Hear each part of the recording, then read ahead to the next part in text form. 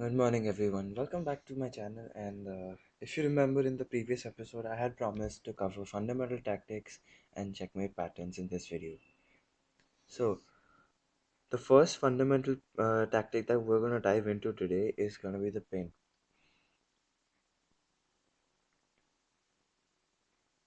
The pin is a tactic in which a piece of lower value is unable to move because it discovers an attack to a higher valued piece behind it.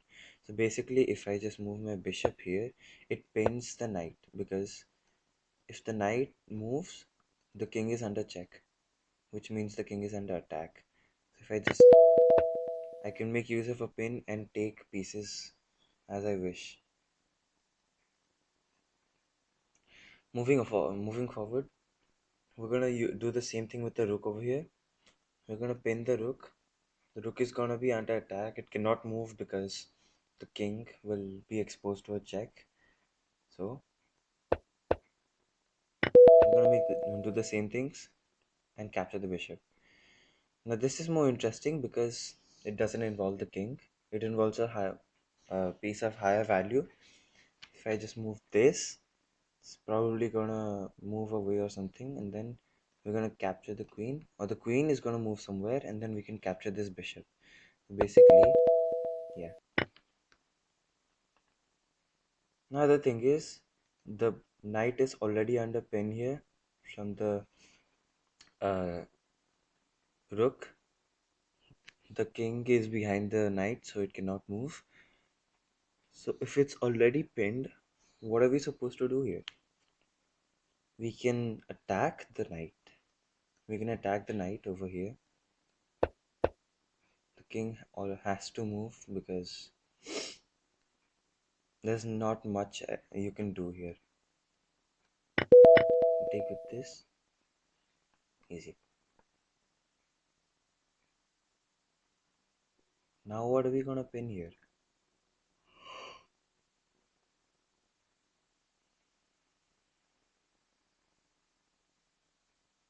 Now this is one of my favorite forms of checkmate. So basically, it's not that easily visible here, but if you're gonna capture this knight, the pawn won't be able to capture back because the queen is threatening a check here. So like the pawn is pinned. If I capture this, it has to push forward. Cannot capture my bishop back.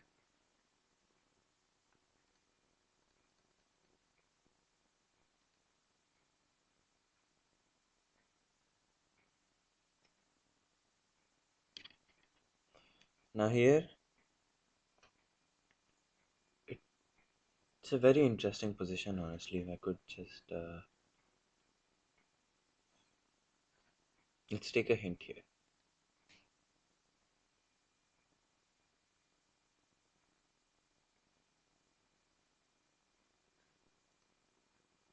Okay, I was thinking of that. Okay, very interesting. Hmm. Yeah, so now it's gonna be the same thing. The queen captures g6, threatens mate. Uh-oh, what went wrong?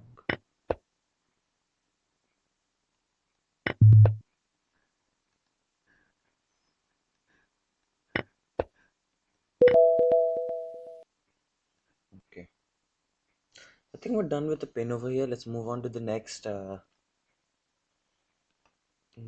tactic, which is the skewer. The skewer, however you pronounce it. But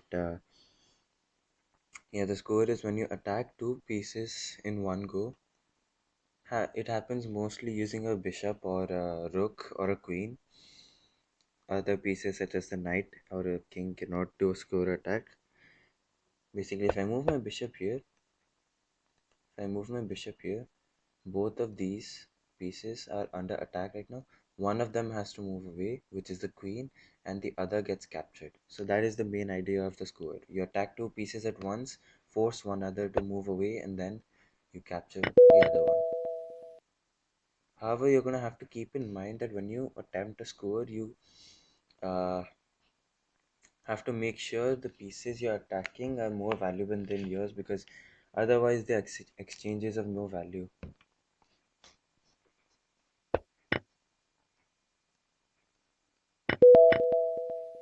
Exactly. There we go. Now let's think for a bit here and uh, where can we score?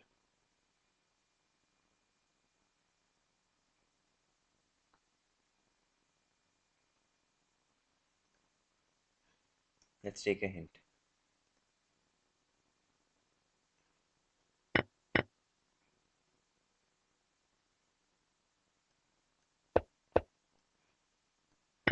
There we go. That is the score. So uh, the main aim of this video is to practice chess with you. I'm not saying that I'm an expert, and that's why I'm going to practice and learn along with you guys. So yeah, I'm trying my best over here.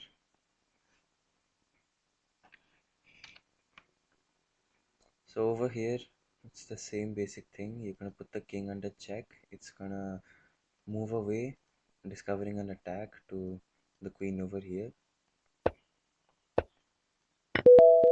That is the main.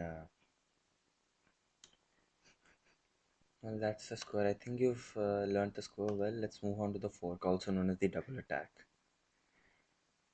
The score is a method in which you can method or tactic in which you can attack two pieces at once, the same way as a score and yeah, the score, but these two pieces won't be in the same lineup, and any piece can do the fork. It's one of the most used tactics, in my opinion. This is exactly what you do. You just attack two pieces at once. You have to find the gap and attack those two pieces at once.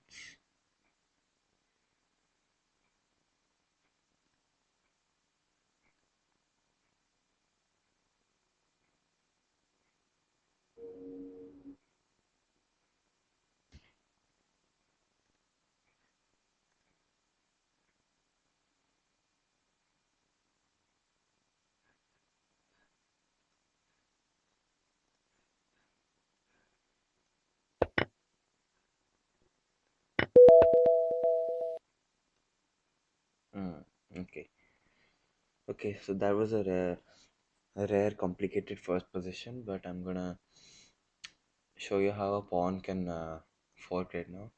You can basically just push this pawn over here. Of course, it needs support, otherwise the bishop will always take it. So make sure whenever you're doing a pawn fork, your pawn has some form of support as a minimum requirement for performing a pawn fork.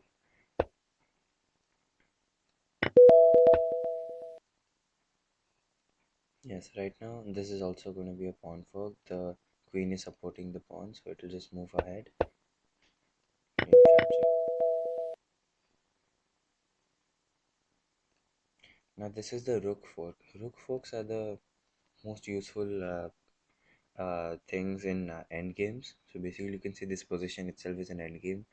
You can use the rook fork. Same goes here.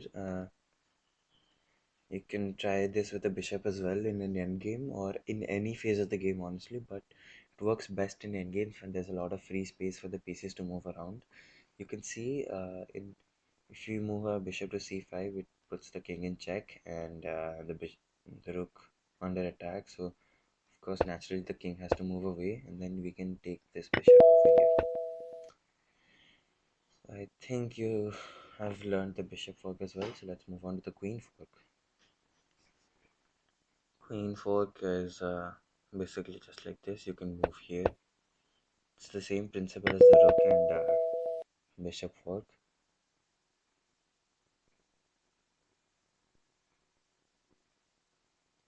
So first you're gonna attack over here. The rook is gonna move away, and then you're gonna attempt a fork. That's called the double attack. So basically, you attack one piece, force it to move away, and then you force a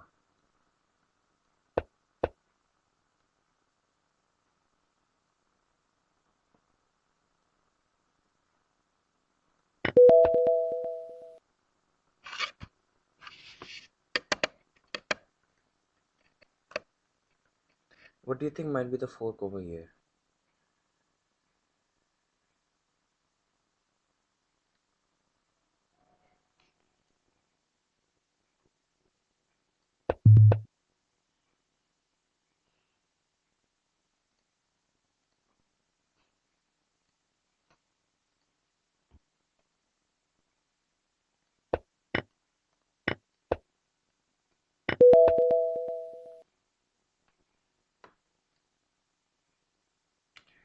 Let's quietly solve these positions.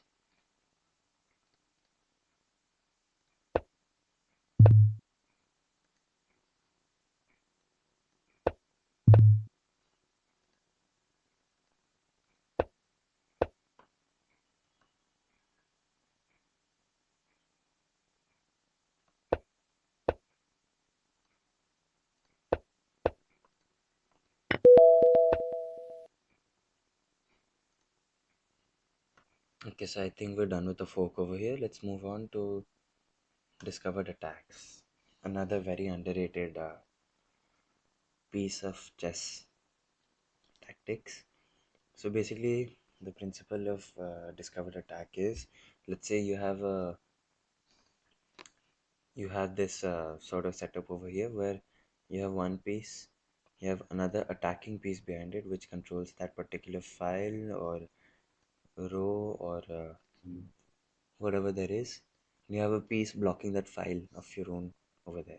So basically, you want to move that piece away, probably attack some other piece, or maybe, if possible, put the king in check. The king has to move away, and then you capture that piece. That's the basic principle. King goes over here. You're gonna attack the queen, put the king in check, and then capture the queen.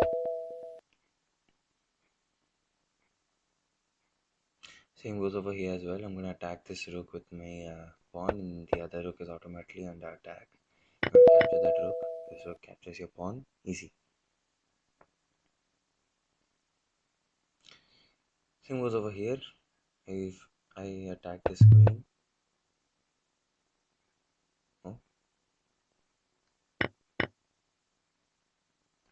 I could checkmate the king.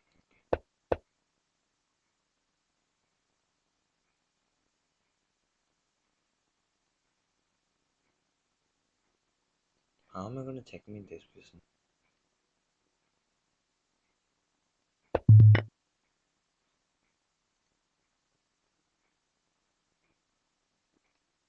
Okay, so I'm gonna go over here and then over here. Okay, that's good. Another discovered attack. Let's see what we have to we're gonna have to do here.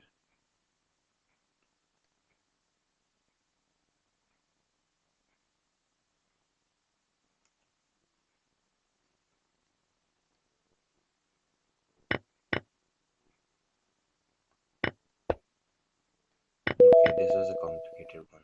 Nice. Okay, so I'm white over here. Mm,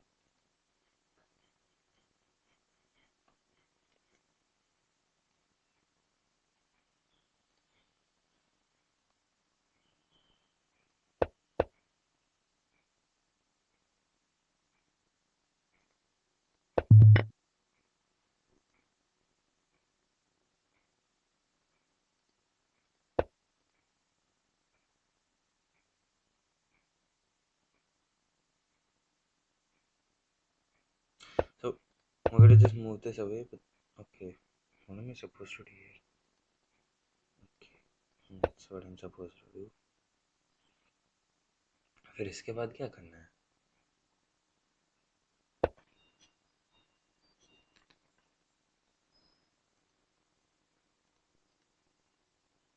Okay, move it over here. Fair point. Okay, so I think we're done with the discovered attack over here. We're gonna move on to the double check. So basically, the double check is when you check the king with two different pieces. Basically, what I showed in the previous tactic in the discovered attack, you check the king and then you capture another piece. But this time you're gonna attack the king with both pieces. There we go. Moves away.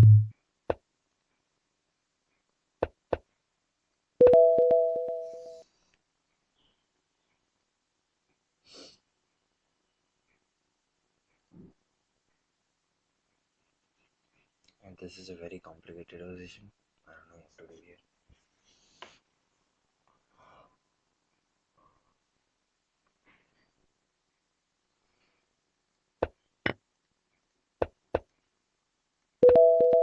Okay.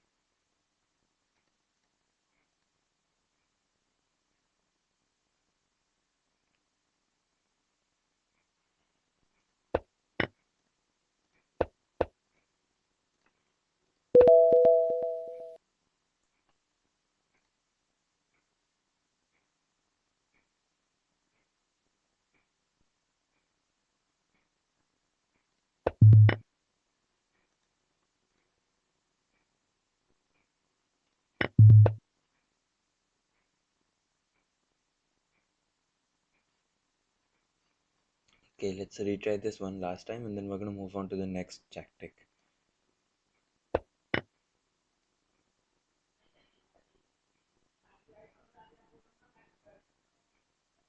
What am I supposed to do here?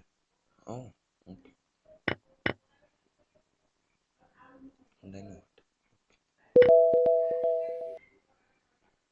Okay, then let's move on to the next piece of tactic, which is overloaded pieces. Personally, I've never practiced these, so I'm gonna learn with you. Okay. So basically, overloaded pieces, they have too much work to do. Let's get ahead in what we're supposed to do. We're gonna take this, we're gonna take back, and then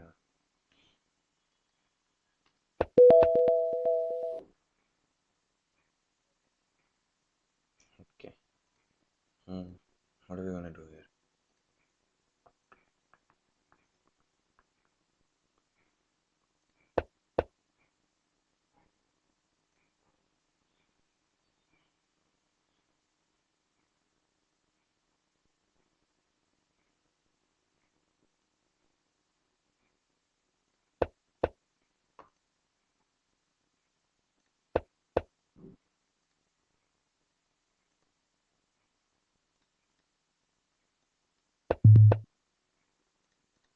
Okay, let's try to do this again. BH5 and this capture, capture.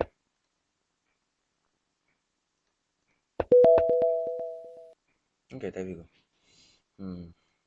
Personally, I've never done a Zugzwang practice before and overloaded pieces, so I'm going to be learning with you guys in this one. Uh, let's see, what does overloaded pieces have here? Let me do this. Capture this. Okay.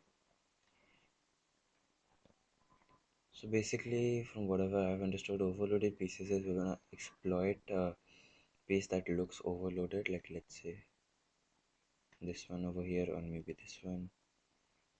Anything. I've not completely mastered it yet, but I think it is basically gonna exploit overloaded pieces a lot in this one. So yeah.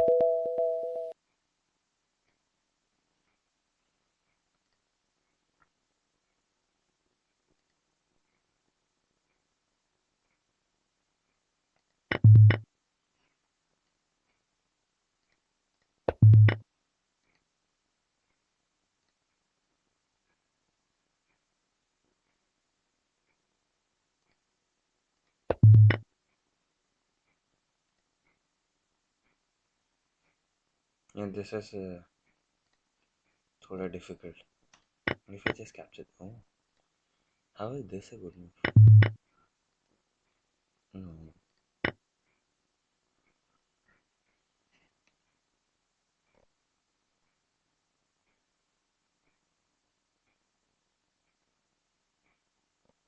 Why is the computer taking so much time to think? Probably gonna put in some banger move for me. Okay, I'm sleepy.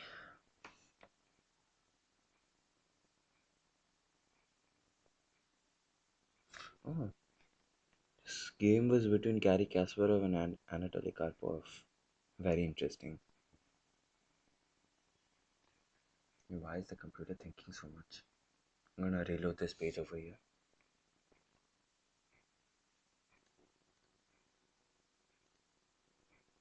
Next, what am I supposed to do? Alright.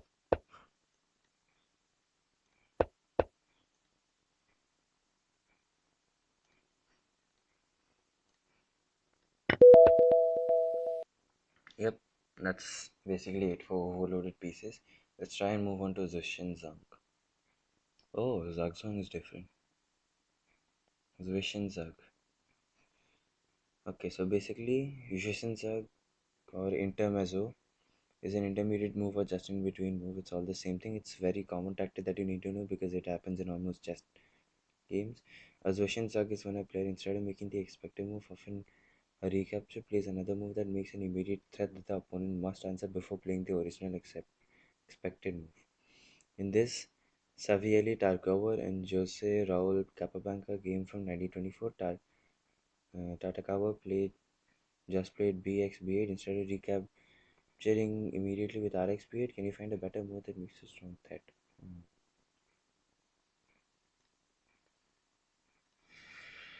Okay.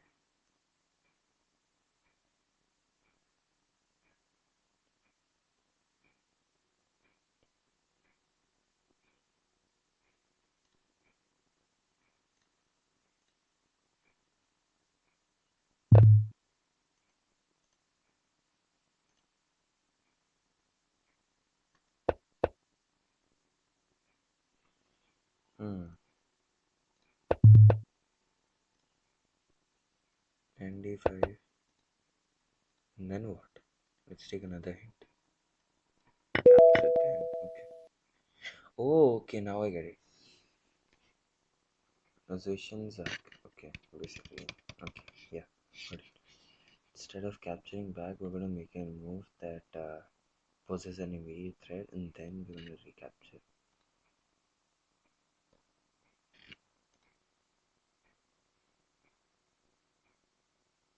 How about this? And then we go. Okay. Now.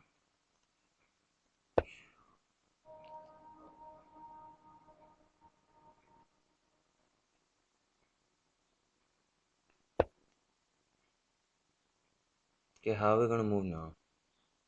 We're gonna capture this, and then we're gonna recapture. Okay. Good.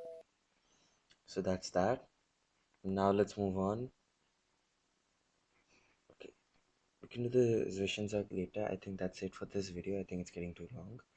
In the next video, I will capture the or cover the X-ray and the checkmate patterns. The checkmate patterns are going to be a short tutorial, and that's it for